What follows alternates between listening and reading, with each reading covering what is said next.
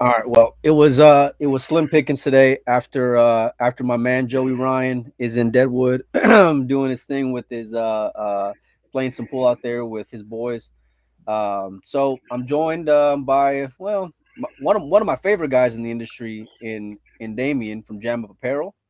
Damien, how are you, my man? Good, brother. Good to see you, man. And then, I well, just you put know, Dom on straight tilt right there. you know, Dom just doesn't need an introduction, you know. So, and I appreciate you getting cleaned up for us this afternoon. I know. See, people don't know this, but it was very last minute. We were in a group chat, just cutting up about the Masters, and I said, why don't we just bring this on the show because I need all the help I can get. And then I invited Damien, and then Dom. Dom got the link, so he's here. You know, so Dom was upset talking about going to work for McDonald's or something like that. I don't even know what the context was. I just made a comment, and next thing you know, John's talking about filling out applications to go work for McDonald's. I have no idea what was going on. and So let us know, Dom. Let everybody know. No, no. I mean, I might have had a horse that was up 4-0 and wound up losing 7-4. But that's, it's all right. It's not a big deal. We're not going to talk about it. This is what happens. So you guys know. And first of all, if you guys can hear us real well, if the audio is coming through, let us know in the chat. Let us know how we're coming in. But yeah, so I get a message from Dom whenever his horses are up roughly 4-0, saying how he's stealing. He's already counting the money. He's going straight to the bank. If you, he's like Uncle Scrooge, and swimming in the pile of money. That's Dom when his horse is up 4-0. Now, when it becomes 5-4, the bad guys, then you ought to see the expletive filled messages that I go and get all the time from Dom. I get tilted easy, man. I mean, they shouldn't miss. I just don't get it. It's not like they're playing on 4-inch pockets. But anyway, look, we're gonna start with the most recent matchup coming up. Or not coming up, rather, the one that just finished. But big upset. SVB, Mr. World Champion. He is out losing Hill to Loho Sum. Dom was probably laying 2 games, taking Shane. Let me know what you thought, my man. I really I like a good underdog story, and I mean, he looked real rocky facing Grabe, and then all of a sudden Shane, you would think he'd be intimidated, but he didn't look intimidated. He played good. He capitalized when he was supposed to. I think Rocky's being polite when you talk about his match with Grabe, because that standard was just completely off. But let me ask you, Damien, what is the one thing about Shane that is intimidating the most? he just keeps coming at you. His break. He just His break. You're dogging it, Damien. It's his break, right, man? It's all right, but well, there's a lot of things about Shane that are very intimidating. So I don't know. I mean, I don't know what you wanted me to pick from, but I guess it's the break. But yeah, he's got a great break for sure. He's like been regarded as the best breaker in pool for what 10 years now or plus or longer. At least. So he's yeah. I don't know what you want me to say. There's a lot of things that are intimidating about Shane. Yeah, I bring it up because his break just wasn't there, and for when I was watching at least the first maybe 5 or 6 matches, not even 5 or 6 racks. I'm talking 5 or 6 matches and 0 dry breaks. For Shane to have the inconsistency in his break that I saw in this last match was just completely mind blowing. And for me, that's the only reason why Loho Sum was able to go and cross the finish line. Shane's intimidating when he's hitting you with 2s and 3s, especially going to 7. But he never seemed to find any kind of rhythm. Yeah. Winter break too. It's hard to fade Shane in a winter break format. Yeah. It was pretty sick though, because the guy had a chance. He ends up making it hill, and then the wheels just kind of came off after taking a flyer. Yeah, but Shane should have never gotten to hill. I mean, it's 6-3, and the dude's running out.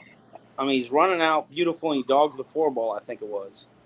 And then Shane runs, and he gets it tied up hill, and he has that real tough back cut on the 2-ball.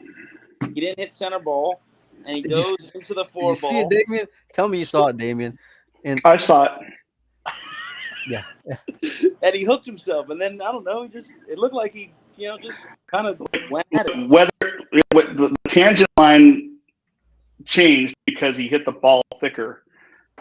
I mean, whether or not he hit it center ball or he used English on it, if he would have uppercut that ball onto the side a little bit more than he did, he does not run into that 4, and then he's out.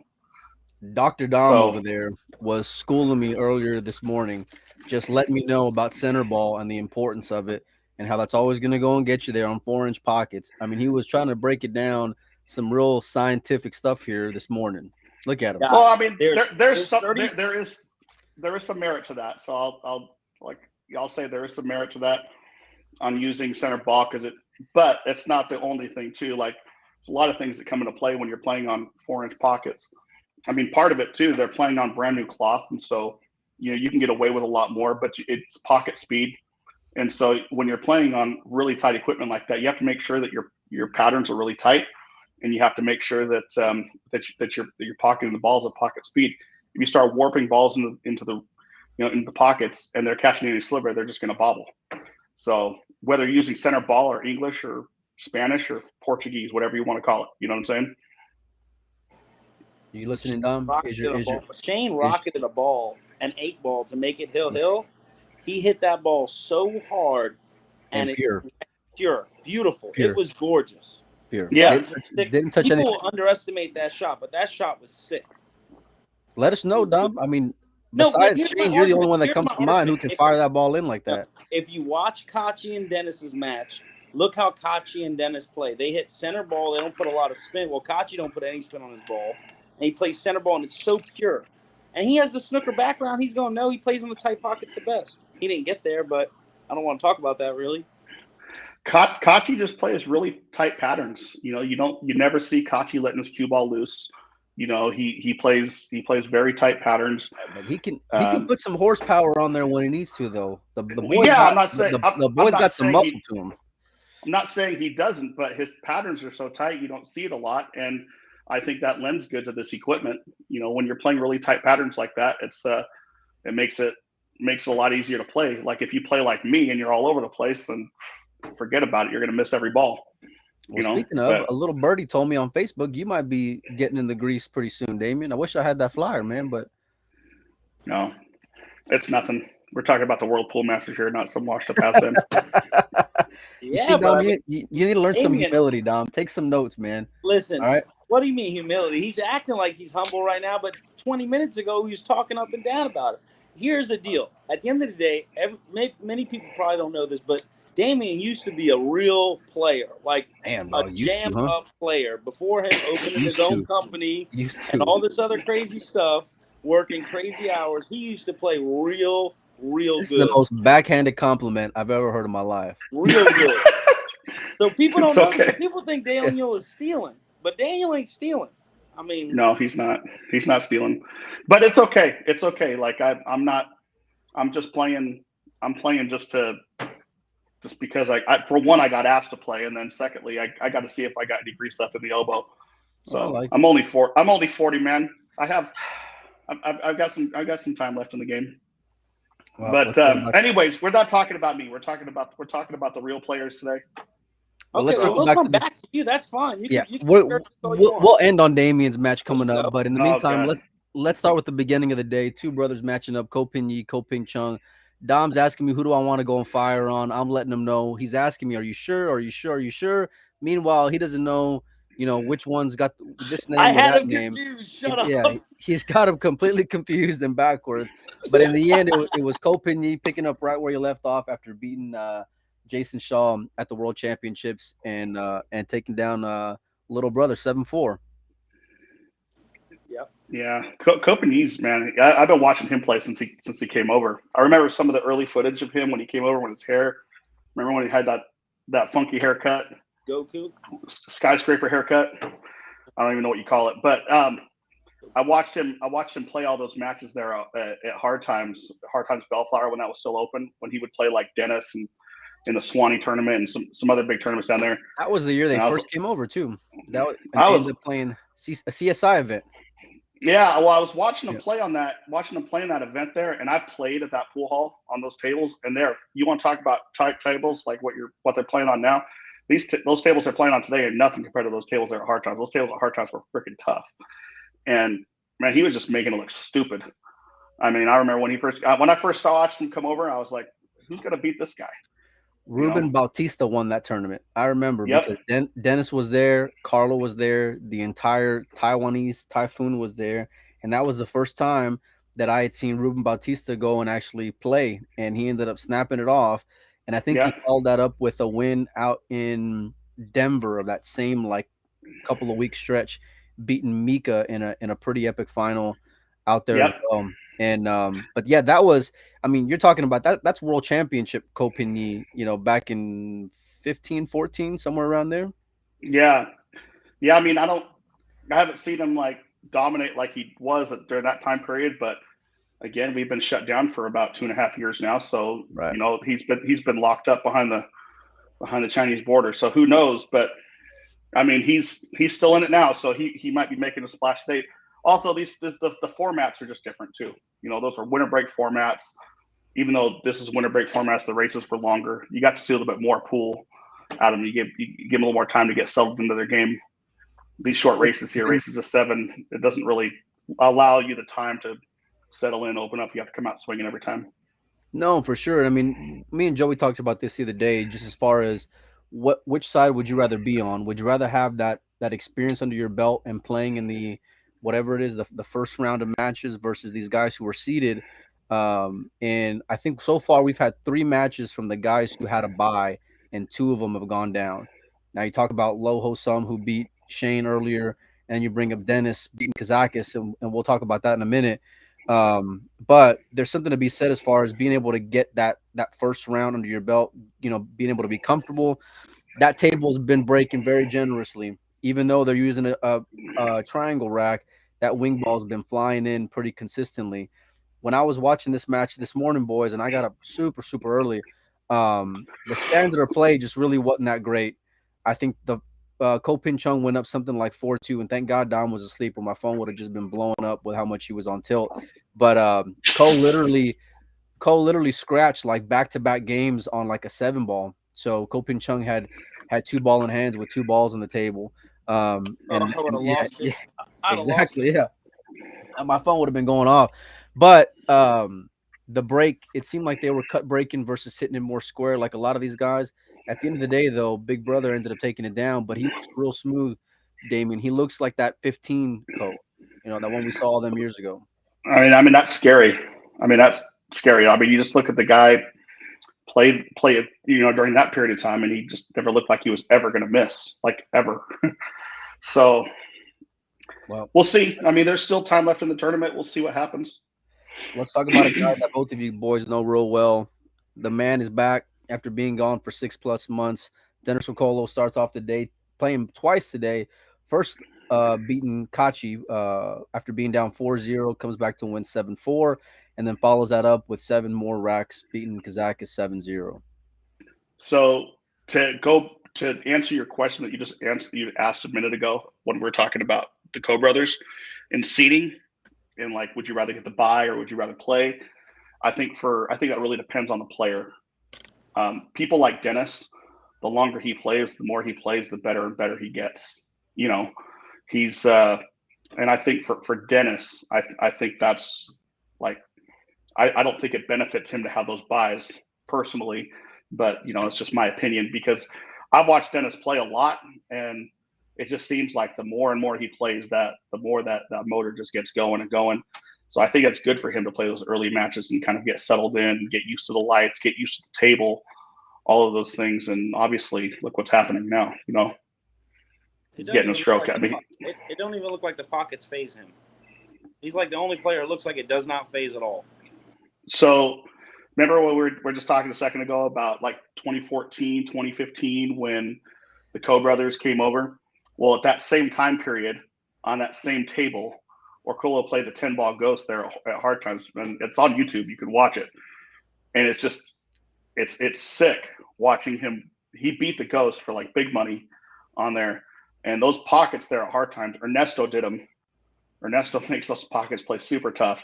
I mean, they're like this, and he just made it look silly. So tight pockets don't really phase Dennis. I think the only thing that really, like what I was messaging you guys earlier, I think what the difference with Dennis is that when he decides he's so into like the money games and matching up and all of that, and when that's a completely different style of pool than tournament play. And so, you don't see Dennis in as many tournaments as you do like here matching up for big money. So like I personally think that if Dennis played more tournaments and played more matchroom events, played more predator events, and was just more focused on the tournament side of things, I think he'd be like the most dominant player on there. I think he'd be like right at the top of the list there every time. I think it's a matter of priority, though, and what I mean by priority, it's a matter of how much it can financially benefit Dennis, because that motivation is different with him. I don't think that it's not hardware like it is with an Albin or some of these other guys who are maybe more on the more about getting titles than and the prestige of that aspect of it. Mm-hmm. Dennis trying to pay some bills. Dennis is trying to live comfortably. Dennis is trying to go and feed his family. So it's a different kind of motivation for him. Where I think some of these payouts where Dennis can go and play a few games of one pocket and go and make 10 grand, for 4 hours. It's like once he's out of the tournament, he's already ready to go. He's ready to go find a fish. And even before he's out of the tournament, he's probably already got a few games lined up that's going to be real juicy where he could, I don't want to say care less, but in so many words, he's got other things to go and attend to that evening. Oh, it's so true because like I've been at plenty of tournaments where Dennis is at where he never leaves the pool table. He gets done with the match, he's over hitting balls. They're like exactly what you said. He's making games, whatever the case. When you watch someone like Albin, he plays his match, he's back to the room, he's getting his mind right. He's really focused there on trying to on the tournament. You know what I mean? His discipline's a little bit different. But I mean, that's not to take anything away from Dennis. Like I think Dennis Orcollo is like the most talented pool player on the planet. But that's neither here nor there. But you make some great points for him. He beats him 7-0, and Kazakis had chances. It's not like he didn't. Kachi looked real good. Kachi looked really good in those first 4 games. And when you go, and I don't even want to say put any heat because I don't think, for my money, and this is kind of piggybacking what Damian said, when Dennis got going, it was just different because early on, Kachi looked like he was just, he was looking real sharp. He was giving that break a lot of pop, a lot of squat, and dressing up the one ball very, very well. And Dennis wasn't necessarily breaking the balls that great. For my money, it really wasn't consistent at all. He was out moving them. He was out playing them. He was playing more pool when he had to. He came clutch when he had to, coming up with some tough shots. And you're right, boys, because that 4-inch pocket did not phase RoboCop one bit. And he picked up right where he left off in the afternoon, whooping on Kazakis. And Kazakis had a chance early. And that's something that you got to do against Dennis because he's not going to give you many opportunities. Kazakis missed, I think it was like a 5-ball or something, wasn't it? Ball down the rail. He short poked it. Yeah. And he should have had it because he was out. 100% he was out. He leaves it up. Dennis goes and cleans up, and from there, I want to say maybe Alex had 2 more chances after that. That's 2 other balls. Yeah, but Dennis is just built differently, man. Like, he's a killer. He's a finisher. He's gonna go and put you away. Well, it's like just that mentality that you said. I mean, the guy's trying to pay bills. He's not doing this. He's not doing this for the trophies. Yeah. He wants the money, and you can see it when he plays. It comes out in his body language. It comes out in his demeanor and all of that. But yeah, I'm a huge Dennis Orcollo fan. I have been. I have been since he came over. He's plays freaking phenomenal. Well, and yeah. Go ahead, Damien. Well, who's he play next?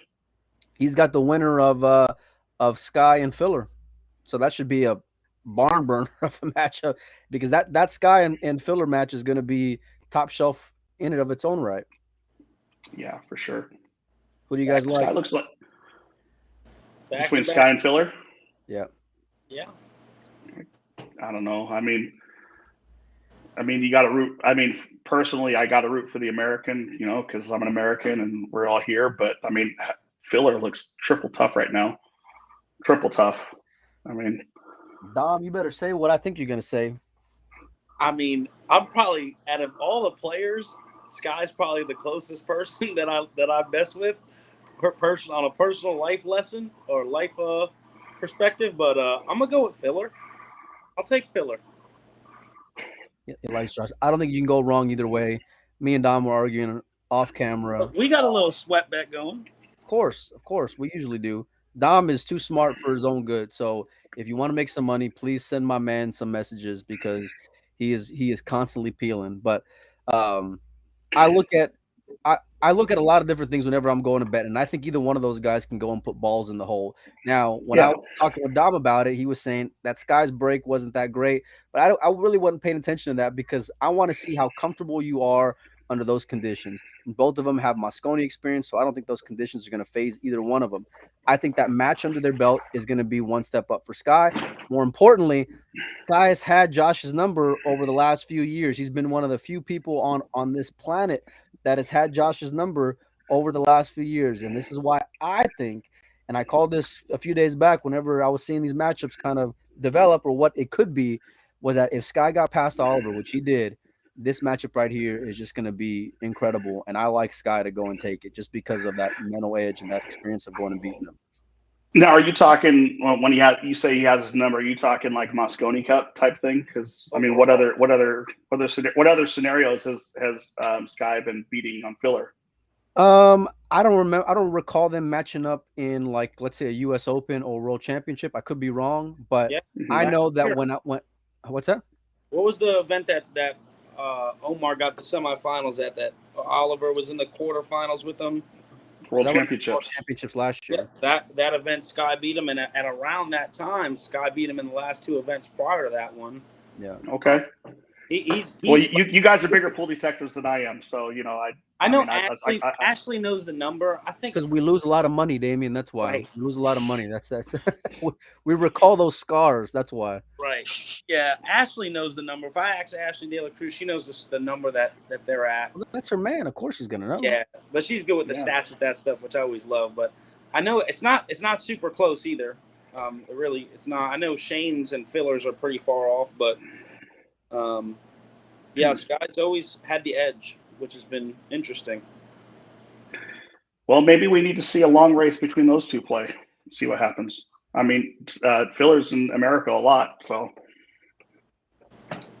What would be maybe the we game? should see that one happen. Oh God, I think. I mean,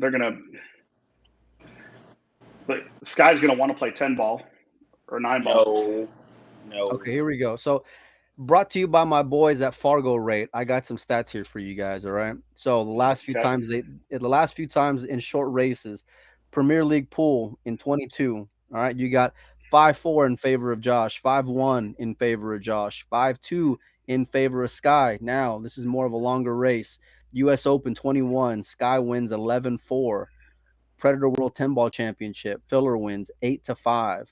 And those are the last few rounds. But the longer races, 11-4 in favor of Sky.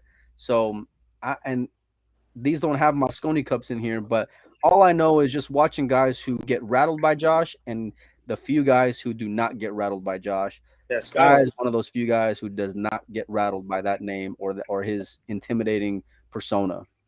Mm-hmm. I don't see Sky getting intimidated by anybody really. Like when I watch Sky play, he plays the same as if he's playing anybody. You know, you don't ever see him jarring balls because of who he's playing. I think he's one of the. Well, I mean, he's one of our top three or four players in America. You know what I mean? And it shows when he plays. He takes the heat really well. So I don't know that the opponent really matters, but I do know that as a player, there's some kind of mental thing there when you just have a guy's number. I mean, I've got those players who I've played, and just sometimes, even though they might be playing better in the match than I am, I just know that I'm going to beat them. You know what I mean? And so it exists. It happens. So who knows? I don't want to I'm not an odds maker. I'm going to leave that up to you two experts to do. So, All right, so who do you got then? If the filler I'm just going to say against Dennis, who do you got? Filler against Dennis? No. Filler or Sky against Dennis, who do you got?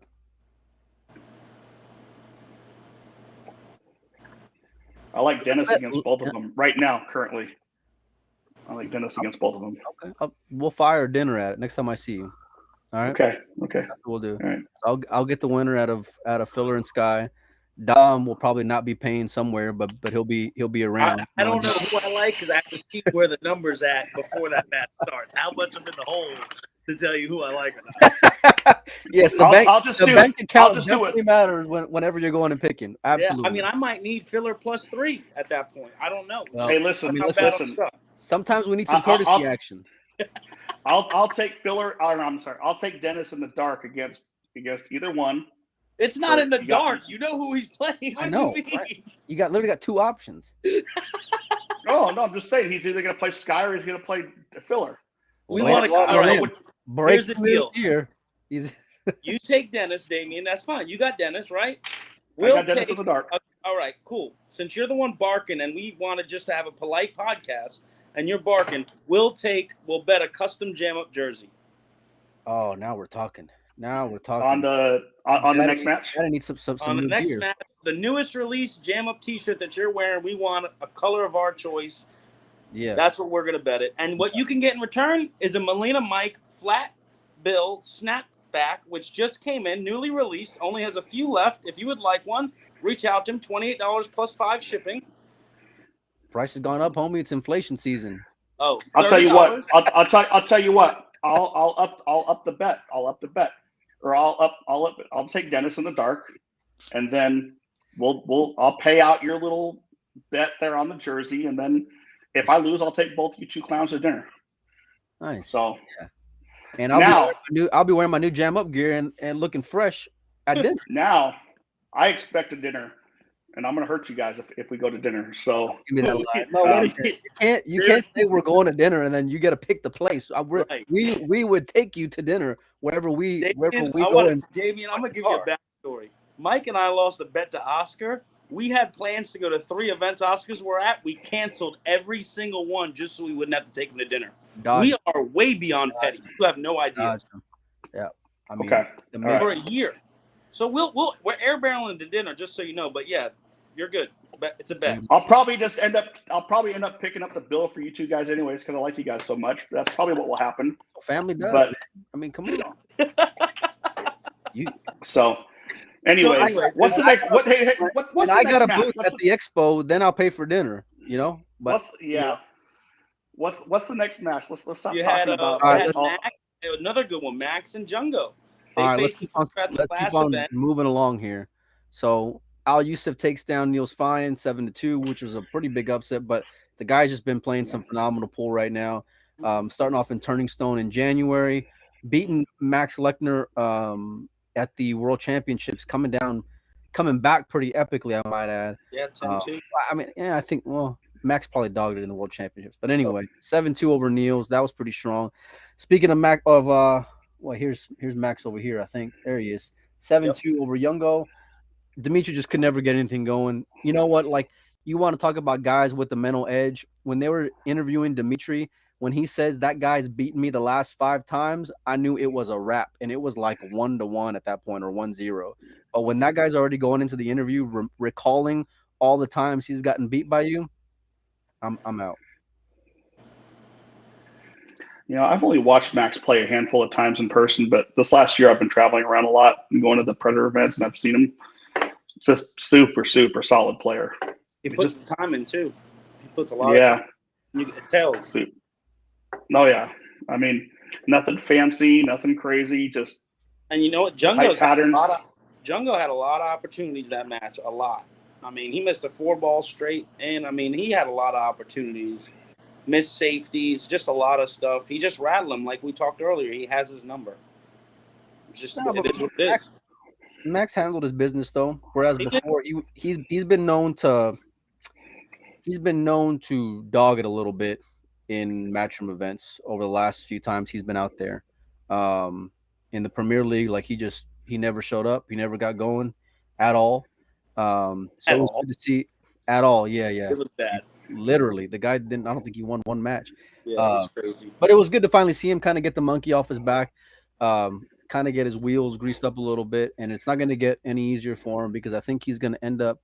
Let me see if I can bring it back up. But he's going to end up facing. Let's take a look here. The winner of Al Kaidi and Ko Pinyi. So that should be a great matchup because Ko's just that's super smooth. Yeah. that one there a barn burner for sure. Who do you like, Mister Jam Up Man? Katie or Copenhagen? Yeah. Copenhagen. And I don't get me wrong, I'm an Al-Kaidi fan. I really really like David as a person and as a player. He plays with so much passion and he just plays fantastic. But again, I've seen something just different about Copenhagen that just what I mean. I'm just sold. It's hard for me to ever bet against the guy. What about you, Nostradamus? Yeah, I think it's a definite coin flip. I think it's real close, and I think I'm going to go with Co. But I have a feeling Al-Katie's going to win it. You can't go and argue experience, and David's got experience going and winning this event before. Um, but I'm gonna have to agree with you two donkeys. I like the guy, and I think he's gonna do well. Um, After seeing him play smooth earlier, I'm not gonna go and bet against him. But I think like going into it, it's pretty even. I'm just strictly going off of the experience of having that first matchup under his belt. But Yeah. anyway, let's move on. Francisco Sanchez Ruiz.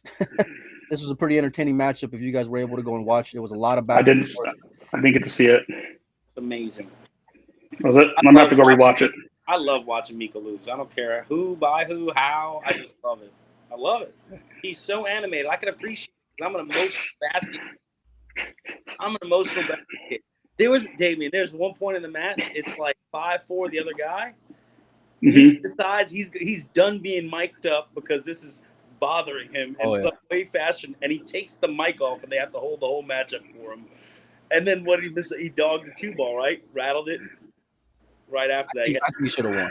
I'm just curious. I'm just curious because like I'm trying to be. I have to be for because of the business. But I'm so diplomatic with like what I say about people. How does it feel just like not have to worry about a filter, dude? Like I love that's what I love about you, bro. You just You like gotta have a just tell it wait. Because like you Mika's see got a it. resume. Mika's a world champion, so he's allowed to go and not have a filter. Dum Dum over here, or wherever he's at, is not allowed to not have a filter. You know, don't go and put him in that same Listen, Mika category, went to my David. vehicle like a couple months ago. We gave him a ride to the airport. He's stranded in whatever event that we met at. He had no place to go. We were Tallahassee. He had to go to the airport in 4.5 hours. We're 4 hours from the airport. He's like, I don't have a ride. Well, so we get in the car with him and we drive him. So we're tight. We're like super best friends. So I could say, I mean, keeping it real Okay, is keeping it real. I mean, it I is what know, it but is. I He just dogged just it. He plays yeah amazing. I think he's playing some of the best pool of his life right now. The guy's yeah consistently in the top field. He was before my time, so I never got to watch him in his height. But I believe the talent today is so elite, and for him to get there over and over and over again shows he has a lot of talent. I just love any emotional player. If yeah. you are super emotional, You, frustrated, get you to just say said you like words, watching Mika lose. What are you talking about? I love that because it's me. Dude, it's me. I act like a baby when I lose, and I like the identification that he still gets frustrated because he wants to win so bad. I love You that. miss a six You ball at 2-2, and you want to break your cue. Yeah, well, it doesn't. Maybe I'm not as like his level yet, but Yeah, so either way, but maybe so it's maybe. coming you off want to negatively, but I can appreciate it, and I love seeing it. We love seeing you, buddy. so if you want to talk about like Mika in his prime, like I think Mika's had two stints where he's played phenomenal pool because like when he first came onto the scene, he was winning everything back in the late '90s, early 2000s, and then he went through it. There was a time period there where he wasn't winning a lot, but he was still up there. And then going back to that tournament that we're talking about at Hard Times, Mike, where the Co brothers were there, Right. dude, Mika was playing some of the best pool of his lifetime, of his life right there. He was in the finals of those tournaments there. He was beating Shane. He was beating all those guys there in the big tournaments, and then he's fallen off, and now he's kind of back again. You're seeing him in the mix again. So I mean, you want to talk about talent? The guy's about as talented as they come. It's completely inspiring. 1,000,000%. You hit the nail on the head. To go and have when the youth are coming and you have every excuse in the book to kind of just hang it up, and then to go and have a resurgence and to go and beat top names over and over and over again. I mean, I'm not a hypothetical guy because it's just a waste of time. But like, if Mika beat Shane, who knows what could have happened in the World Championship? Like, it just shows what his abilities are and where his ceiling really is at this point of his career. And I think he can go and achieve whatever it is that he wants to go and achieve. What amazes me even more is that I think his way of hitting the ball can be a bit of a liability on 4-inch pockets, but he made it look Mhm. really, really, really easy because he's hitting dead center pocket every time. It's gross. I think it's just a matter with Mika. Again, if he's watching this or if he watches this, you could I please, hate him. I mean, forgive me if I'm wrong, but I think it's just a matter of like his if he's really focused and really like putting his all into it, you know, because Mika's a nice guy and you see him and he's very sociable and you see him out there, you know, talking to people. He stays at people's houses and you know they have nice dinners and wine and they have fun and all that stuff there. Um, you know, I think on today's game, in order to like compete at the highest level, you kind of have to not do that. You have to be kind of like that person that just keeps to yourself and is focused and dedicated. I mean, you look at Albin, the guy don't talk to nobody. You look at those guys there who are consistently winning on top. Look at Shane. Shane's a hermit when he goes to a tournament.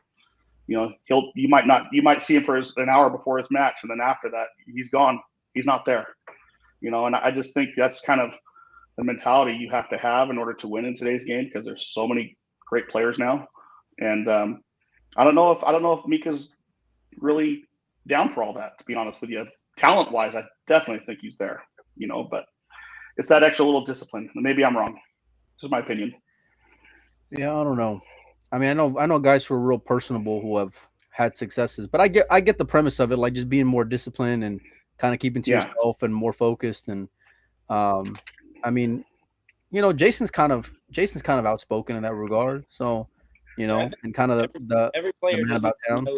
know their it's true. know what works for them. Because Jason's always hanging around, Mika's always hanging around. I mean, there's players that go hide, mental ready. Some Tyler and Albin is going to go for a run before a match. I think it's just whatever works for you. They all get there, so Yeah, Tyler's going to go eat a pound of kale and go on a marathon before he plays his match. You know, he was local playing some action right, and I hope he sees that. By the he way, ate lunch. He ate lunch, and I go, well, where'd Tyler go? And his steak horse goes, oh, they're going for a walk right now. They're into that fitness life. And they're long enough. 15 minutes later, they came back from a walk. It's like, yeah, we had to go for a walk. I'm like, you walk? Look at me. Nobody's walking. I'm not walking anywhere. What are you crazy? We can see you, buddy. We know. We know. You know. I love it, man. Yeah, I mean, to each their own. I mean, some of these guys go and take health and fitness really well, and they have a bunch You of success. should. Some of these guys go and take health and fitness really well and don't have much of any successes. So, I think it's more of just dialing in who you are and what works for you as a person, right? More than anything. Yeah. I Yep. know just from my own, from my bank account, I know Mika's won a lot over the last 2 years, quite a bit. And the reason why I know that is because I've been betting against him for the last 2 years.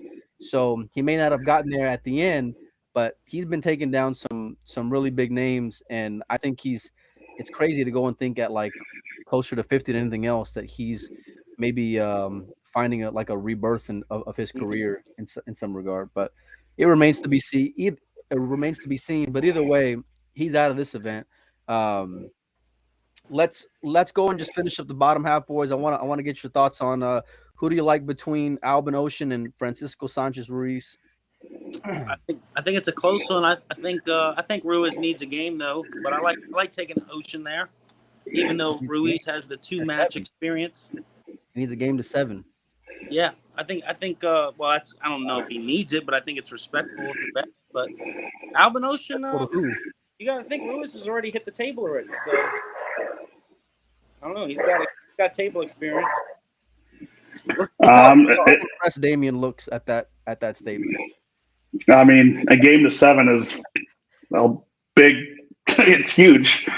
You know, it's a lot. You might as well like it's like someone saying, "I'll take the 5 out from you." You know what I mean? I don't know. Maybe not quite that much, but it's a lot, especially at this level. I don't know. But both Yeah. y'all would like Albin though, right? I guess that's the point of what Dom's Right. trying to go and make. Everyone's gonna go and love Albin because of his resume over the last, Right. 2 years.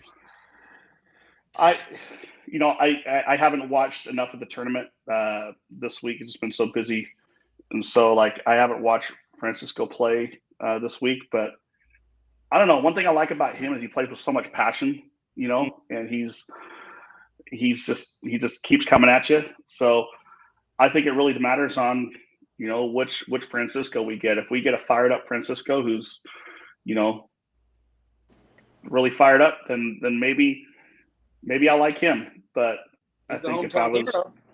if I was a He's betting not from man, Gibraltar, and, my and man. if I was betting money on it, I would. If I was betting money on it, I'd take Alvin. Let's just put it like that. You and the rest of Earth would go and take Albin, of course, because the guy's been in back-to-back finals of World Championship. He just came off a victory at the International Open. The guy's just as consistent a 9-ball player as there is on this planet Earth. And I guess that's the point at which Dom's saying you got to go and give a game because, as great as Ruiz is playing, there's not. I mean, no one's at Albin's level right now. Not even Shane, I don't think. Just from a consistency standpoint. So it's hard. It would be hard to go and bet against them, but no, it's 9-ball, right? Yeah. Yeah. Yeah, for sure. Yap and Fortunski, and Fortunski's coming off a win, sending Jason Shaw home. What do you guys like? That's a tough one. I think this is extremely tough. I don't know enough about Fortunski, to be honest with you. I can't make an intelligent prediction on that one. So Dom's got 3 words, and Damien ain't never seen the guy hit a ball. Well, this is wonderful, boys. Fortunski plays basically dead even with Oscar. If to give you a speed. I'll say this. I've watched. Talking about gambling, playing 10-ball against Oscar versus playing 9-ball on a matchroom stage. I'm giving him an idea of like level. Oh my god, what are you talking He's about? never seen him. The game matters. Look, there was few guys who looked really smooth. Fortunski was one of them. He really did look the best out of everybody. I think Fortunski looked really sharp. Jason, I think maybe missed 1-2 ball, and that was about it. The break and runs were high. His poise was through the roof. I've seen this guy play. I just looked him up. Yeah, I've watched him play. Yeah. I'll take Yap. Shocking. A lot of gambling I don't know, man. out of the jam up household. I've been watching. Like I said, I've gone to 3 Predator events this year, and I've watched Yap playing them, and the guy's just. Besides his shirt choice, which is I don't know, he's a freaking great player. Mike, I swear this is real life. I'm at the jam up booth. Yap's over there talking with people in the corner. They're like, they all tell me, they say, Yap, we need to get Yap over here. I was like, you want me to go get him? I asked, what was it, Sharik, right? Was it? Yeah. Yeah, I pulled him Sharik. to get them back in, and Damien and them pull him in and literally look at him like this and go, you can have any shirt in this booth. We will give you any shirt, and we can put the patches on that shirt. Just please, we want to put you in a good shirt. Please. He's got this shirt that looks like it's been washed 18,000 times. It's the best, and he wins everything. And all the patches, all the corners of the patches are sticking up. So it's like look like the patches are hanging on for dear life there. You know what I mean? I'm just like, bro, let me make you a shirt. Please let me make you a shirt, man. Get them inked up, Damien. That's all. He's like, it doesn't even have to have jam up on it. I just want to make you a shirt for you, man. I'm out of money, man. No more inking up. So I think that part of the bracket's going to be really tough. It's a really underrated matchup, I think, because either one of those guys have the ability to go and beat Albin or Ruiz, which is who they'll face in the next round. I think with Shane going down at the bottom of that bracket, it's completely wide open on the South. I haven't seen him go and play in this event, which, of course, because he hasn't played. And Al Youssef, as great of a player as I think he is, I'm not sold just yet. So I really like the winner out of Yap and Fortunski to kind of make a wave there on the South for sure. But either way, it'll be a fantastic day for tomorrow. I'm really looking forward to it. So if you guys had to pick one guy from here, who do you got? Filler. Dominic Dunn. Okay. That's Nice. just my pick. No, I'm gonna pick. So one guy from here to win the whole thing. Snap it off. I'm gonna go with Dennis. I'm gonna take Dennis. Ocean's all the way at the bottom by himself too. Yeah, I don't think I Dennis is very vogue right now. I don't blame you for taking him, and I like you doubling down and showing some heart, Damien. I'm gonna go with Sky. I call it. Is that your polite way of saying you're freaking high as a kite and you have no idea what you're talking about? Is that your polite way of saying it? No, I was giving you a compliment, my man. I said, okay. You've been talking Dennis the entire time, and I'm saying I'm proud of you for sticking to your guns. You can be a little nitty, but it's okay, Damien. We love you around here, man. You know, jam ups like family around here, or not like family. I'm gonna switch to. Can I go back? I'm taking Alvin. Dude, you are the worst. Okay, I'm doubling down myself in the spirit of Damien of Jam Up, and I'm gonna go and say Sky. I said it a few days ago that if he got by Oliver, I like his chances, and I do against Filler. And the same thing with Dennis. I think Dennis is one of those guys where they've had a lot of history, and I would love to go and see that matchup, but I like him getting past both, and I like him going deep and winning it. So, dude, you see Roberto Franco's comment he just made about you, Mike? About me? Ouch. Yeah. No. You gotta pull the comments up, Mikey. What did he say? Let me see. Hold on. Let me see if I can bring it up here. Oh, Damien. Oh, scroll past that one. That one. Oh yeah. Let me see here. Hold on a second. You can't put me on the spot here. Let's see. Oh, there it is. Molina is the king of knitting. Let me tell you something about Franco. Let me tell you. He'll have a guy up who's 4-0 and ask me if I want to go and bet. He'll send me a message while this guy is up 4-0 in a race to 7 and say, "Hey, do you want to go and bet something?" And he's dead serious too, 100%. So Mr. King of Nitty is me, right? But Franco, look at that's why he's saying LMAO because he knows. He absolutely knows. On that note, Damien, I'll send you my shipping information tomorrow. Okay. Before we go, I've already got it. Got it on speed dial. Damien, stop trying to avoid it. Tell us while we have everybody on this stream right now. Give us the details of where we can watch you. What's the match? And tell me about it. Because it's been a long time since you've been in the grease, and you're about to play a race to 11 against a really good player. Race to 15. 15, whatever. Yeah, it's just one race. Probably needs 3. Probably need 3. I'm freaking dead getting robbed by the young up and comer. I'm pulling it up right now. Yeah, right. So it's on my friend Lee Baldwin's page, which is Friday Night Lights Productions. Melina, I'm sure you can put the link to it in your page when it goes live. It's happening this next Friday, and I'm playing Daniel. It's not even tonight. No, it's not tonight. Oh, dude, we'll talk about this next week, man. Yeah. I mean, hey, man, I'm no punk bitch. That's just, That's awesome. That's awesome. By the way, stay tuned for the shirt details because we will have them available for sale in the near future. You can count on it. I have heard some great stories about you playing in the past when you used to play every day, and I'm really looking forward to watching you play. Well, I mean, those were the days. Really, the job wasn't what killed my game. It was raising kids. I mean, if you want the honest truth, because I still played a lot of pool when I was working, but it's the raising kids. So that's so Dom. Basically, what I'm telling you is that you have no shot of ever getting to that like 700 level as long as you're raising Vivian. Okay, so I can't play a lick anymore. I'm looking at my pool table right now. If we were to watch me play a rack right now, I probably wouldn't be able to make 4 balls. I might surprise some people next week. I got up and I played the Ghost last night in my basement, and I beat it to death. And I beat it to death 2 nights in a row. And I know the Ghosts don't shoot back, but I still got it. I still got a little grease left in the tank. The kid I'm playing though, Daniel Sardencilio, he's from my area here in the Pacific Northwest. There ain't no way Pacific I'm watching Northwest. Dom hit balls. That's cold blooded. Yeah, he plays.